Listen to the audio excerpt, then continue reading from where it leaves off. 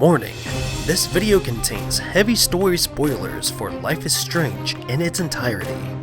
Viewer discretion is advised. Life is Strange is an episodic third-person adventure game developed by Dontnod, how the fuck do you pronounce that? Dontnod, and published by Square Enix. The game centers around mature topics like murder, kidnapping, bullying, suicide, drug use, and teen-tude. There's that teen-tude again. Yep. It's a thing. Dontnod, I'm sticking with Dontnod, have developed this game with a female protagonist in mind, but when they shopped around to potential publishers, most pushed Dontnod to switch over to a male protagonist. Dontnod refused to do so, and finally landed with Square Enix, who didn't tamper with the creative side of the game. So meet Maxine Caulfield. While the story itself is intriguing and kept me on the edge of my seat for months, the gameplay is what really took me by surprise when I first got my hands on it. Life is Strange uses a rewind feature showcasing protagonist Max Caulfield's newly acquired time-traveling abilities. If this is a superhero movie, consider this the origin story. The story begins with aforementioned protagonist Max waking up in a thunderstorm, seemingly unaware of how she got there. Must have been one hell of a party. As you progress to a lighthouse, Max wakes up in the middle of class and realizes it was all just a dream. A bit of character development happens and the bell rings, signaling you that it's time for Max's mental breakdown in the bathroom. I'm not too sure why, but she insists on it. I need a serious timeout in the bathroom. For fucking what? Before that, the game has you travel through the halls of Blackwell Academy, a high school that specializes in the arts, from what I can gather anyway. This is where I noticed Dontnod's artistic angle of the game, especially with camera placement and the use of depth of field. If you play this game, then you'll understand when I say some of my favorite shots were from the introductions of each episode. Moving forward, Max has her little mental breakdown, if you can call it that, where she tears up her potential winning entry for a photo contest and takes a photo of a blue butterfly. Subtle, Dontnod. Boom. Butterfly effect. Not much time passes before shit gets real, and Max becomes witness to a murder of a girl in the bathroom. In her infinite wisdom, her first reaction is to reveal her position and draw attention to herself, arm outstretched, saying with barely an ounce of care for the situation, "No." At least this moves the plot forward, because Max then rewinds herself to the beginning of Mr. Jefferson's photography class, where we woke up after the storm dream. What I didn't notice until recently is that this could be interpreted as another dream sequence, but if it's not supposed to be, then this game breaks its own rules on time travel within the first 20 minutes of the game. There are some puzzles that occur during the game where you use your rewind power to rewind a situation, but Max will physically remain stationary.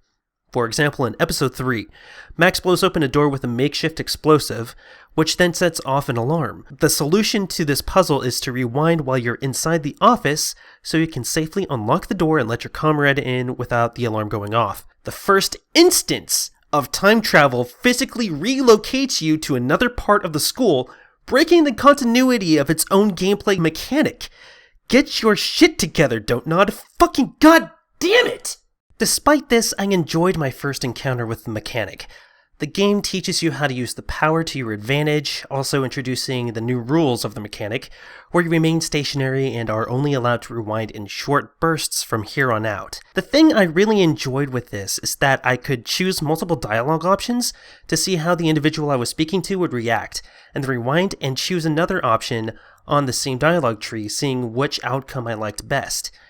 Most other adventure games since Telltale came on the scene, especially Telltale, made you have to choose, forcing you to side with one person or another, and then you had to play the game over again to see the other reactions, story development surrounding that choice, etc. Here, I can just rewind, choose, and rewind again. It's genius. It's beautiful. This is where the game introduces the butterfly effect. Butterfly effect. Max saves the girl from being murdered, and once you're safe to leave, Principal Wells beckons Max to save her from the scolding of a local security guard, Mr. Madsen. After a conversation with the principal, he reads that Max is hiding something from the distressed look on her face. Here you're able to choose from two options: tell the truth about what you saw, or lie and wave it off. This choice will heavily change how the world perceives you in-game. But the beauty here is your rewind power. The thing is, no matter what decision you go for, Max has an internal struggle with your decision and second guesses herself. No, he does not buy that at all. I may have just flushed my scholarship down the toilet. It adds to her character, being shy and indecisive, but it also makes you as a player second guess yourself. I did enjoy that because at times I had to rethink what I should do at that moment. You win, Don't Nod. This time. After saving the girl in the bathroom being accused of giving teen toot, fuck, I can't believe that's a thing, and having a friendly run-in with the school security, you're instructed to go outside, and here you're free to talk to nearly everyone in the courtyard of the school. I won't dwell on this too much, but since there's easily about 30 minutes of possible dialogue here, but I do like how the people you talk to feel like actual people. They all have their reasons for being at the school, their likes and dislikes. I feel Don't Nod really went an extra mile to make this world feel like a real community. And that extends to other characters as well, and these are people that don't really impact the story at all.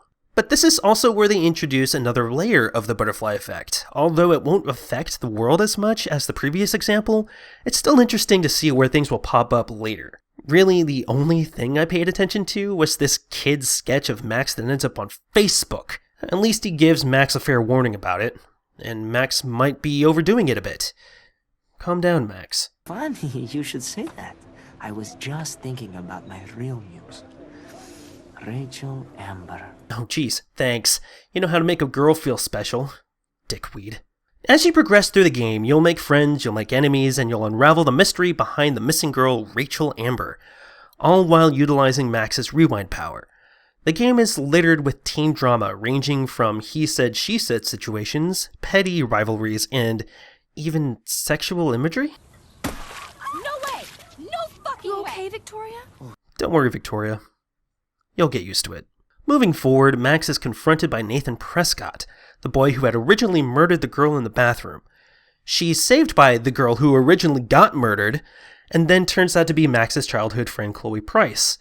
From here on out, I'd recommend that you play the game yourself if you haven't already, since I'll be diving into some heavy spoiler territory while moving at a faster pace story-wise. So consider this your second spoiler warning. I've spent a lot of time talking about this rewind mechanic, but I'm about to dive into it a little bit more.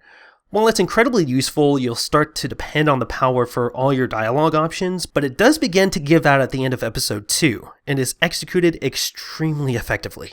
Meet Kate Marsh, who is a victim of bullying and upon later discovery, unsolicited drug abuse. During the course of episode 2, she struggles with the actions of some of her peers and is visually bothered by it.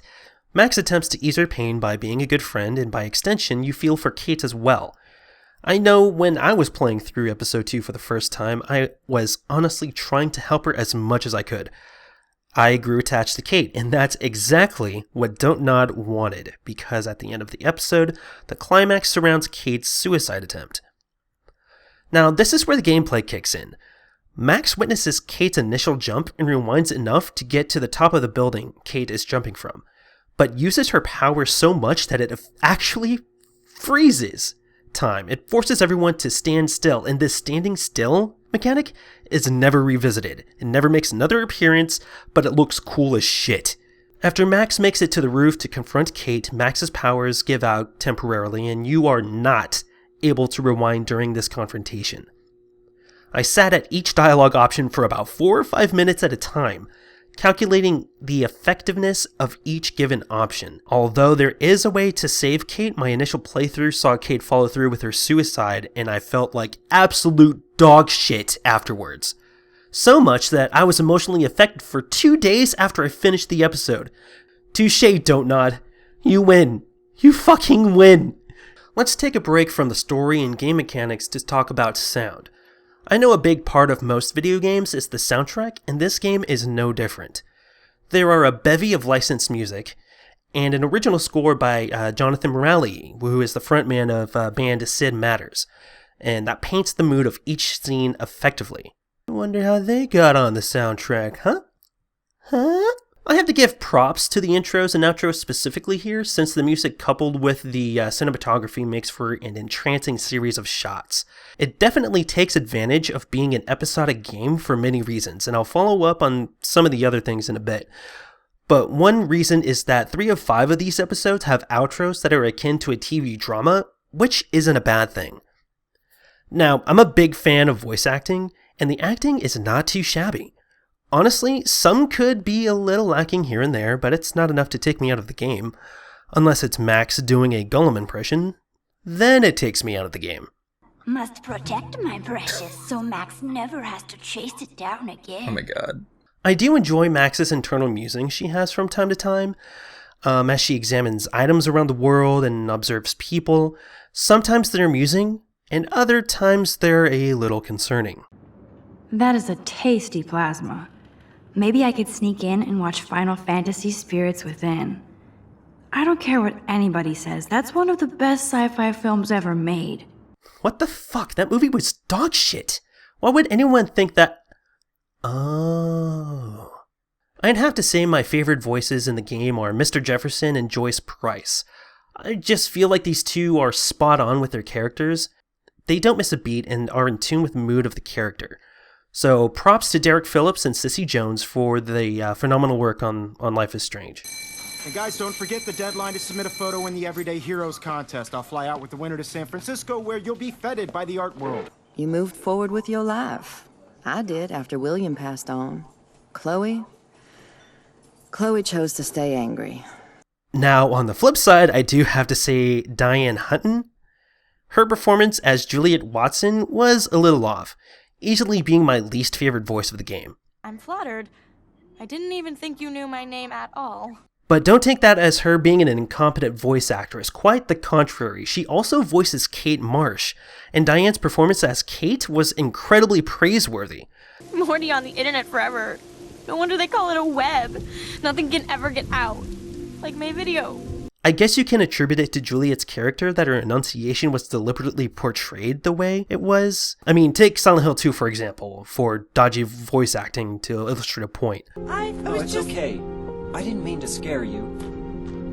I'm kind of lost. Lost? But I digress. Alright, so episode 3 begins with Max waking up from a nightmare relating to Kate Marsh and proceeds to meet with Chloe to break into the principal's office to move the plot forward. Under the cover of darkness, the duo make their way to the school and witness Mr. Jefferson shut down Victoria Chase. I'm going to think that you didn't say any of that. You might as well choose me. Otherwise, I might have to tell people you offered to choose my photo for favors or something. As a favor to your future, I'll also ignore that undisguised threat. This conversation is officially over, Miss Chase. I suggest you go back to your dorm now. Wait. After some plot development, Chloe opts in for a swim, which then spawns a slew of Max and Chloe fanfiction. This whole episode is just filled to the brim with fanfiction material. Take your chances on fanfiction.net, guys. I've seen shit people can come up with. It's creative. So, after a not all that attention-inducing stealth segment, Max and Chloe retreat back to Chloe's house. Chloe then suggests to Max to try on some of Rachel Amber's clothes. Yeah, have your friend try on the clothes of your potentially dead friend, because that can't be unsettling for Max at all. I mean, it looks good, but still. After some more plot development and potential Grand Theft Auto, Max discovers another use of her power, traveling back in time via photograph to the moment the photograph was taken. It's a pretty awesome twist in the story, but it's also potentially rendering all of the decisions you've made prior to that moment almost meaningless in the world of the game. This mechanic is borderline abused in the final episode, but we'll get to that. This moment is the bridge from episodes 3 to 4, and you find yourself in an alternate reality, alternate Arcadia Bay. Having saved Chloe's father from certain death, that butterfly effect rendered Chloe paralyzed from an unrelated incident. After some touching exposition, the first big choice of this episode is Chloe asking you to help her with assisted suicide. Now, I don't notice any big change from this choice since you just use your photograph power to reverse everything you just altered from the previous episode. So you end up back in Arcadia Bay sleuthing around with Chloe again, and it's like a fucking Nancy Drew novel. This episode has a pretty fun, albeit long, puzzle for you budding detectives out there, and it's not too big of a deal if you're playing this on your own or with a friend, but when I played it, I was recording my full Let's Play, and I spent an entire 30 minutes going over the details to try and get things figured out. It was fun for me, but I can't say it was fun for the people watching. Now it's at this point that we discover the dark room, which leads us to the burial place of Rachel Amber. And now I'm creeped out that Max tried on that dead girl's clothes. Thanks, Chloe! This episode's big revelation is the true mastermind behind everything, and guess what? It was Mr. Cool Guy Jefferson, because fuck you, that's why. Glossing over the potatoes of episode 4, let me dive into why I dislike Jefferson in episode 5. It's not because he's the villain or something normal like that, but Jefferson turns into a fucking generic antagonist, and his demeanor changes completely. You know how he was a cool, by-the-book teacher? Well, now he speaks in a low, creepy voice, and uses the word hip to describe the anesthesia he acquired to subdue his victims, and means it. How else could I get all these hip new drugs for my subjects? Fuck you, Jefferson, you hipster twat.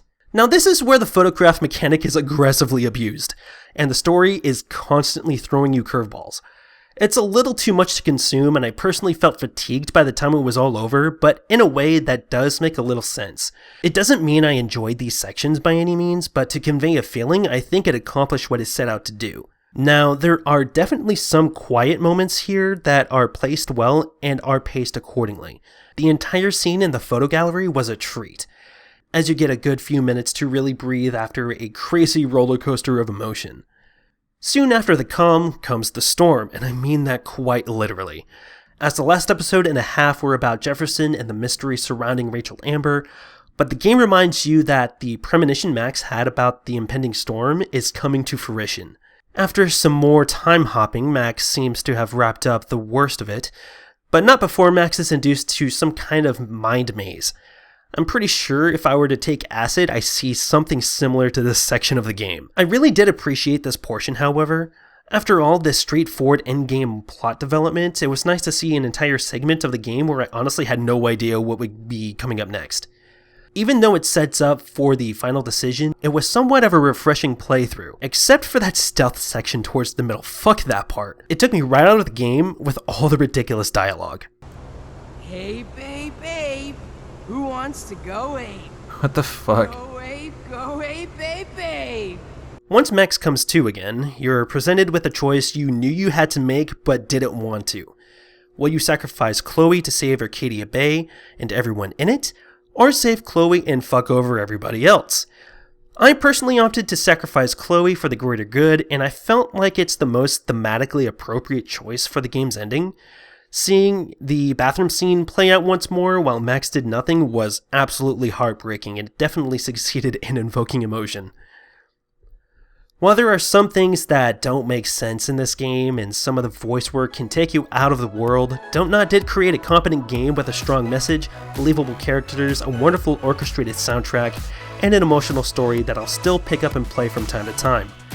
Life is Strange went to dark, mature territory that most games wouldn't even dare venture into, and delivered something you do not want to miss. Now, I don't like giving numbered scores to games, so I'll just say this. Life is Strange is a good game, and you should play it for yourself if you haven't already. Thanks for watching, and I'll catch you guys next time.